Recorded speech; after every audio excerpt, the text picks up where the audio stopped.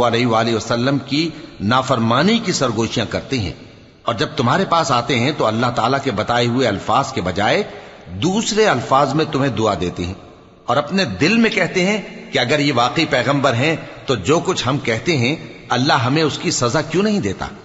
ए पैगंबर सल्लल्लाहु अलैहि वआलिहि वसल्लम, इनको दोज़ख ही की सजा काफी है, ये उसी में दाखिल होंगे और वो बुरी जगह है। मोमिनो, जब तुम आपस में सरगोशियां करने लगो तो गुनाह और ज्यादती और पैगंबर की नाफरमानी की बातें न करना, बल्कि नेकूकारी और परहेजगारी की बातें करना, और अल्लाह से जिसके सामने जमा किए जाओगे डरते रहना। मुनाफिकों की सरगोशियां तो शैतान के उकसाने से हैं, जो इसलिए की जाती हैं कि मोमिन उनसे रंजीदा हो, मगर अल्लाह के हुक्म के सिवा उनसे उन्हें कुछ नुकसान नहीं पहुंच सकता। तो मोमिनों को चाहिए कि अल्लाह ही पर भरोसा रखें। मोमिनों, जब